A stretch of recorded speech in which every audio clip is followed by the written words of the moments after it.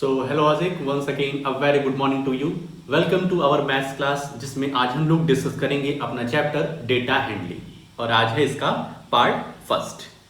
आज इस चैप्टर में हम लोग डिस्कस करेंगे अरिथमेटिक मीन। बहुत ही इंटरेस्टिंग सा चैप्टर है, इंटरेस्टिंग टॉपिक है, आसान टॉपिक मिलेगा तुम्हें। ठीक है, बस थोड़ा सा तुम्हें समझना पड़ेगा। यदि एक बार कॉन्सेप्ट क्लियर हो गया तो बहुत ही आसान इसकी एक्सरसाइज तुम्हें लगेगी। तो पहला हम लोग देखेंगे अरिथमेटिक मीन और दूसरा देखेंगे रेंज। ठीक है, तो ये दो टॉपिक आज के अपने रहने वाले हैं। आ जाते हैं अपनी पीपीटी पर।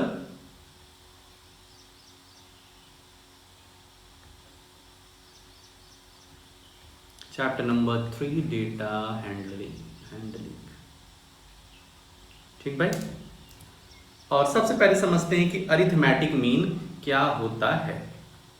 ठीक है, अरिथमेटिक मीन को हम लोग जानते हैं दो तीन नाम से, और जैसे एक है एवरेज।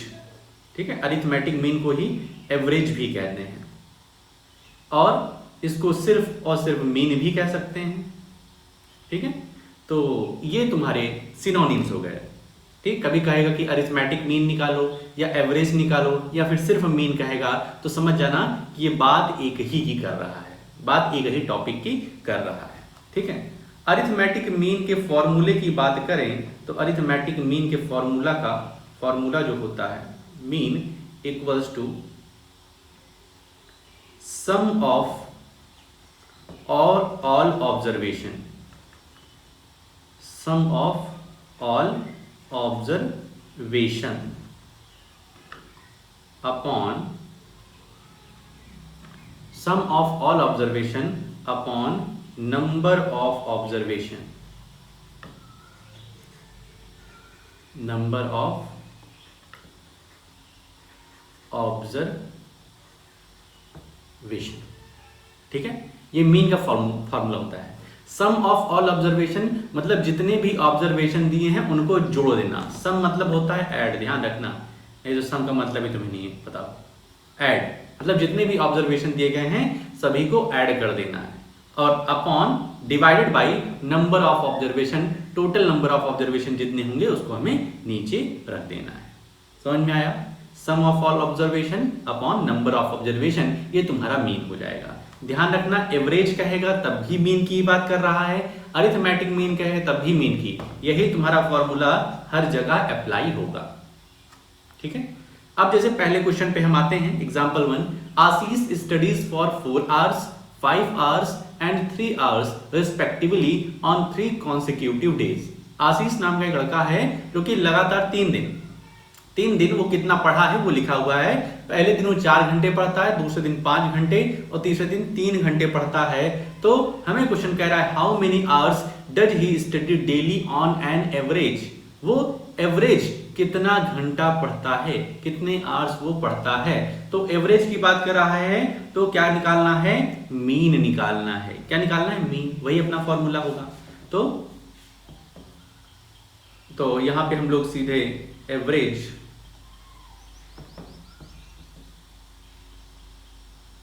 का फॉर्मूला ऐसे लिख देंगे, average is equal to sum of all observations, sum of all observation upon total number of observation,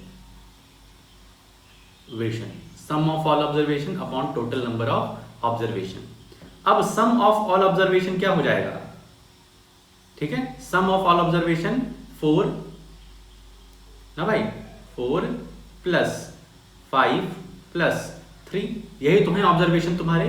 पहले दिन वो 4 घंटे पढ़ाई करता है, दूसरे दिन 5 घंटे और तीसरे दिन 3 घंटे पढ़ाई करता है, upon total number of observation.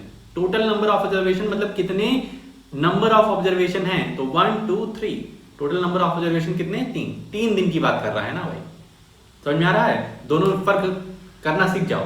Sum of all observation मतलब जितने भी ऑब्जर्वेशन दिए उनका ऐड कर दो, और अपॉन में टोटल नंबर ऑफ ऑब्जर्वेशन मतलब कितने दिनों की बात कर रहा है। तो 3 दिन की बात कर रहा है तो अपॉन 3 कर दिया।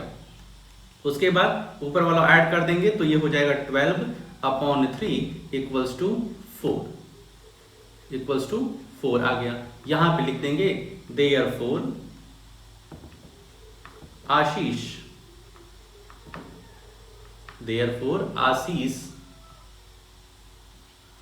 Studies 4 hours daily on an average। यहीं पे लिख दे ऑन एन एवरेज। आशीष 4 घंटे एवरेज जो निकलेगा उसका जो मीन निकलेगा वो तुम्हारा 4 घंटे का निकलेगा। ठीक है, समझ में आ गया कि एवरेज किस तरीके से निकाल रहे हैं। क्लियर, अगले चलते हैं। A batsman scored the following number of runs in 6 innings. 6 inning में 6 मैचेस में वो इस तरीके का स्कोर करता है। पहले मैच में 36, 35, फिर 50, फिर 46, 60 और 55। Calculate the mean runs scored by him in an inning. हमें मीन निकालना है, तो मीन बोले, अरिथमेटिक मीन बोले या फिर एवरेज बोले, हमारा फॉर्मूला वही बनेगा। तो फटाक से आ जाते हैं यहां पर। मीन का फॉर्मूला क्या होता है? Mean equals to sum of all observation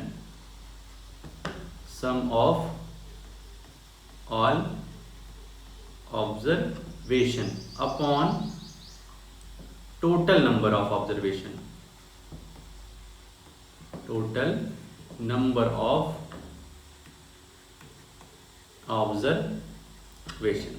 sum of all observation में जितने भी ऑब्जर्वेशन दिए इनको ऐड ऑन करना है। तो 36 plus 35 plus 50 plus 46 plus 60 plus 55 upon total number of observation ये कितने हैं? तो 1 2 3 3 4 5 6 है ना total number of observation. 6 inning की बात करा तो 6 कर देंगे। अब इसको ऐड कर देंगे, तो ऐड कैसे करेंगे? देखो यूनिट डिजिट ऐड करते हैं। यूनिट डिजिट 5 6 11 5 16 16 6 22 2 कैरी 2 5 2 7 7 6 13 13 4 17 17 5 22 22 3 25 और 25 3 28। ठीक है, कितना है? 28। तो 282 डिवाइडेड बाई 6। इसको ऊपर वाले को ऐड कर लिए, डिवाइड बाई 6 कर दिए। इसको सॉल्व करेंगे तो ये तुम्हारा आ जाएगा 47। यहां करके देख लो, 282 डिवाइडेड बाई 6, तो 6 4 जा 24, 8 में से 4 गया 4, 6 7 जा 42, तो 47 आ गया। 6 7 जा 42, तो 47 हमारा आंसर आ गया है। तो यहां पे लिख देंगे therefore the mean runs.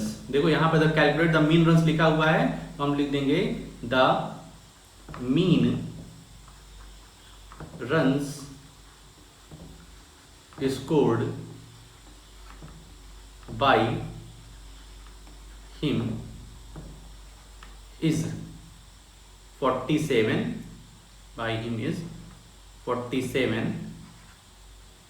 In an inning. जो लिखा है उसी को छाप देंगे पूरा, तो लास्ट में लिखा रहेगा इन एन इनिंग। ठीक है, तो the mean runs scored by him is 47 in an inning. एक इनिंग में यदि मीन की बात करें तो 47 रन होगा। ठीक है, क्लियर है। इसके बाद ट्राई दीज आ जाता है। तो ट्राई दीज में फर्स्ट जो है, find the mean of your sleeping hours daily during 1 week. एक वीक में, एक हफ्ते में जो 7 दिन होते हैं उसमें तुम्हारा मीन ऑफ स्लीपिंग आवर्स क्या है? तो ये तो तुम ही जानोगे भाई, तो इसको निकाल लेना। मंडे को तुम कितने घंटे सोए, ट्यूसडे को, वेंसडे को, थर्सडे को, फ्राइडे को, सैटरडे को, फिर संडे को। तो इस 7 दिनों में तुम कितना सोए हो उसका मीन निकालना है, तो इसको निकाल लेना। चलो ठीक है, हम बता देते हैं। फर्स्ट मान लो तुम मंडे को 6 आवर्स सोए हो, ठीक है। ट्यूसडे को 7 आवर्स, वेडनेसडे को 4 आवर्स, थर्सडे को 5 आवर्स, फ्राइडे को 3 आवर्स और सैटरडे को 5 आवर्स और संडे को ज़्यादा सो गए तुम, संडे को 8 आवर्स लिख लो। ठीक है, तो इसका तुम्हें मीन निकालना है, तो निकाल लेना भाई साहब, आसान है ना।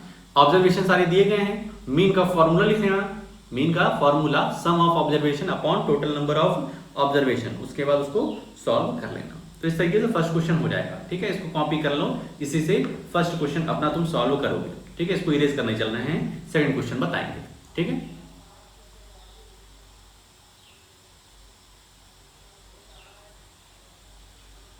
सेकंड क्वेश्चन इंपॉर्टेंट है, सेकंड क्वेश्चन बहुत ही अच्छे से समझो, इससे रिलेटेड तुम्हें ये क्वेश्चन भी हम देंगे होमवर्क में, तो बहुत ही अच्छे तरीके से समझिए। कह रहा find at least 5 numbers, find at least 5 numbers between 1/2 and 1/3। 1/2 और 1/3 के बीच में, 1/2 और 1/3 के बीच में तुम्हें 5 नंबर बताने हैं। कितने नंबर बताने हैं? 5 नंबर बताने हैं। ठीक है, 1/2 और 1/3 के बीच में 5 नंबर बताने हैं। जब कभी भी ऐसा सवाल आएगा तो सबसे पहले तुम्हें डिनोमिनेटर को देखना पड़ेगा और डिनोमिनेटर को बराबर करने की कोशिश करनी होगी। स्टेप 1 होगा जो step 1, make the denominator, make the denominator of both fraction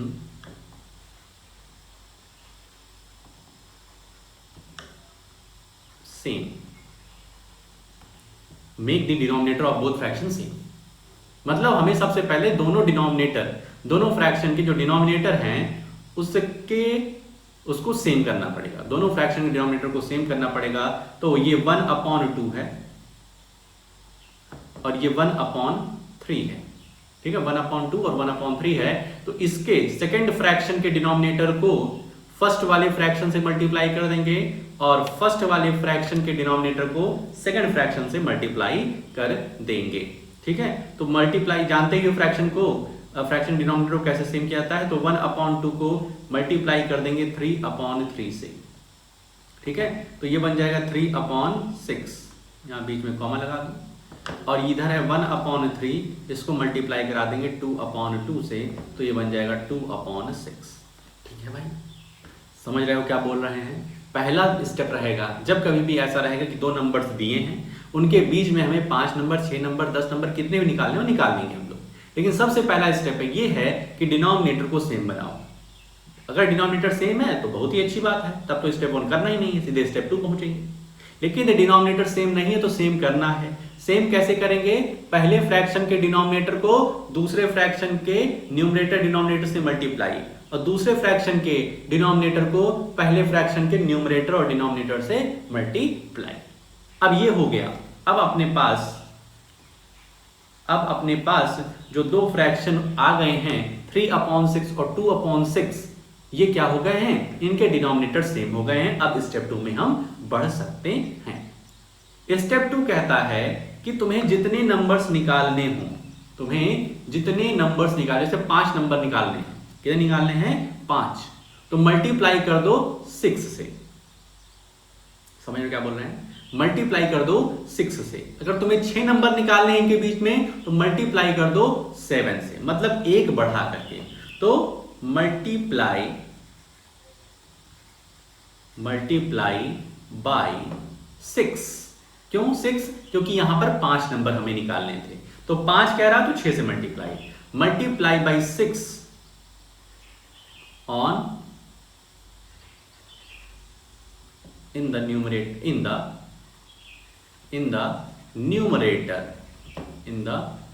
numerator of both the fraction। सिर्फ और सिर्फ न्यूमरेटर में मल्टीप्लाई करना है।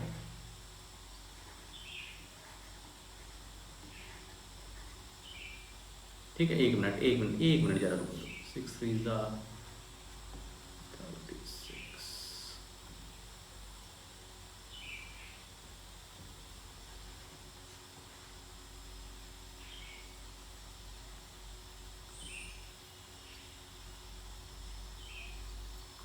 6 अगर हो जाएगा तब भी कोई दिक्कत नहीं है, ठीक है। मतलब कि तुम चाहो न्यूमरेटर को चाहो दोनों में करो, कोई दिक्कत नहीं है। तो मल्टीप्लाई बाई 6, न्यूमरेटर नहीं लिखते हैं क्योंकि मैथ कहती है कि जो करो दोनों तरफ करो। तो multiply by 6 to the both fraction,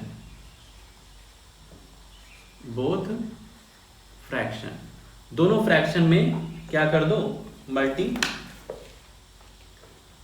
कर दो 6 से, ठीक है। तो 6 से मल्टीप्लाई हम करेंगे तो पहला फ्रैक्शन अपना 3/6 है, इसको 6/6 से मल्टीप्लाई कर दो, और दूसरा फ्रैक्शन अपना है 2/6, इसको भी 6/6 से मल्टीप्लाई कर दो, ठीक है। 6 से मल्टीप्लाई क्यों किया, क्योंकि हमें 5 फ्रैक्शन निकालने थे, तो 5 फ्रैक्शन निकालने हैं तो 6 से मल्टीप्लाई, 6 नंबर्स बीच में निकालने हैं तो 7 से मल्टीप्लिकेशन, एक बढ़ा करके। तो ये बन जाएगा 18/36 और ये बन जाएगा 12/36, ठीक है। इतनी बात क्लियर हुई। 3 6 18/36 हो गया, 2 6 12/36 हो गया।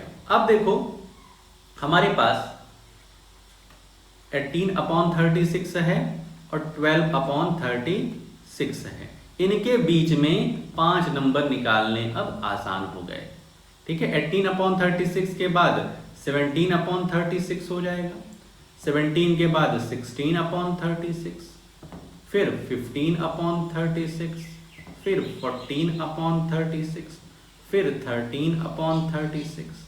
तो देख रहे हैं 5 नंबर निकल के हमारे पास आ गए हैं। अगर 6 से मल्टीप्लाई ना करते, 5 से मल्टीप्लाई करते तो सिर्फ 4 ही निकल के आते, ठीक है। तो हमें हमेशा ध्यान रखना है कि हमें उस नंबर से मल्टीप्लाई करना है जितना निकालने के लिए कहा गया उससे +1, ठीक है। पहला स्टेप था डिनोमिनेटर अगर सेम नहीं है तो सेम बनाओ। सेम करने का तरीका है कि डिनोमिनेटर, पहले फ्रैक्शन के डिनोमिनेटर से दूसरे फ्रैक्शन को मल्टीप्लाई कर दो और दूसरे फ्रैक्शन के डिनोमिनेटर को पहले वाले फ्रैक्शन से मल्टीप्लाई कर दो। इतना करने के बाद जितना नंबर वो निकालने के कह रहा है उससे एक ज्यादा लेकर के दोनों फ्रैक्शन में मल्टीप्लिकेशन हमें कर देना है, सिर्फ न्यूमरेटर में नहीं, न्यूमरेटर डिनोमिनेटर दोनों में, क्योंकि मैथ्स कहती है जो भी करो दोनों तरफ करो भाई, ठीक है। तो वो निकल के आ गया 18/36, 12/36। अब इनके बीच में हम आराम से नंबर निकाल सकते हैं। ध्यान रखना किसी भी दो नंबर के बीच में इनफाइनाइट नंबर हम निकाल सकते हैं। इसी 1/2 और 1/3 के बीच में हम लोग 100 नंबर निकाल सकते हैं, 100 फ्रैक्शन निकाल सकते हैं। बस यहां पर मल्टीप्लाई फिर हम करेंगे 101 से, ठीक है। अगर 100 कहा है तो 101 से मल्टीप्लाई करेंगे, ठीक है। आई होप क्लियर हो गया होगा। तो यहां पर तुम एक क्वेश्चन नोट कर लो जो तुम्हें करना पड़ेगा, वो क्या है, ठीक है। ट्राई दिस के बाद ही क्वेश्चन नंबर यहाँ पर 3 डाल देना, कहाँ लिखी, यहाँ पर 3 डाल देना, लिखो फाइंड एट लीस्ट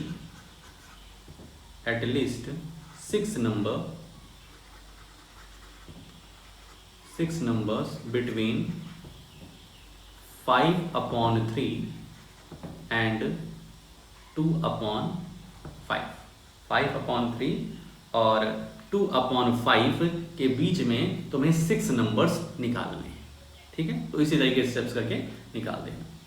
अब बात आती है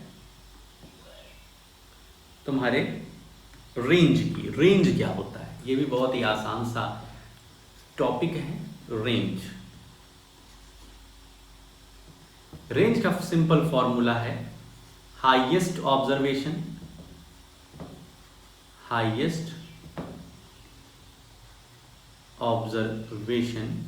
माइनस लोवेस्ट ऑब्जर्वेशन।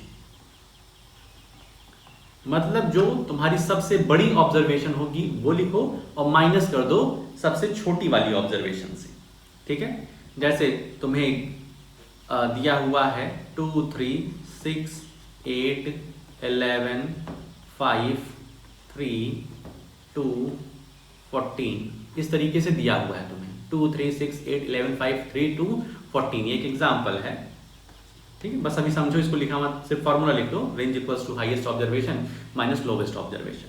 तो इसमें जो सबसे maximum number, sorry highest observation जो है वो कौन सी है, 14 है, और लोवेस्ट ऑब्जर्वेशन की बात करेंगे तो 2 है।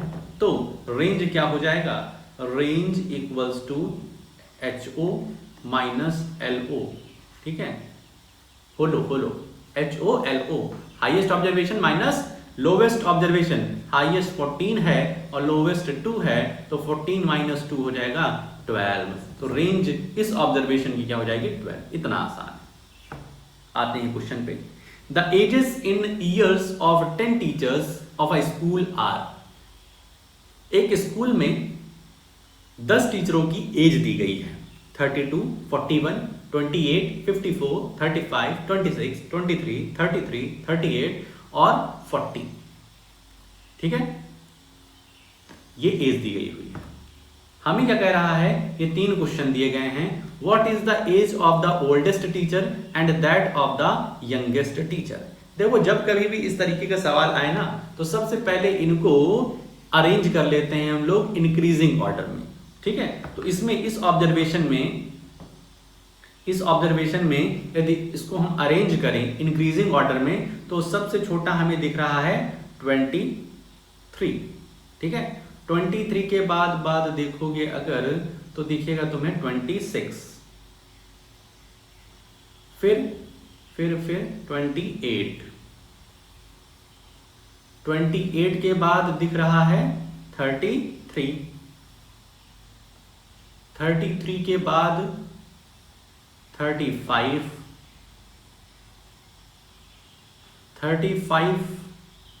35 के बाद 32 नहीं लिखे भाई, 32 भी तो होगा। 28 के बाद 32, 32 के बाद 33, फिर 35, फिर 38, फिर 40, फिर 41, फिर 54। कितने हो गया, 1 2 3 4 5 6 7 8 9 10 टीचर्स थे। तो इसको हम लोग ऐसे रीअरेंज कर लिए। रीअरेंज करने से क्वेश्चन थोड़ा सा आसान बन जाता है, ठीक है। तो अरेंज करना तुम्हें आता ही है, असेंडिंग या डिसेंडिंग किसी में भी कर सकते हो। पहला question, what is the age of the oldest teacher and that of the youngest teacher. अगर इसकी बात करेंगे हम लोग तो लिख देंगे age of oldest teacher, age of oldest teacher. Oldest teacher की एज कितनी है 54। Age of youngest teacher,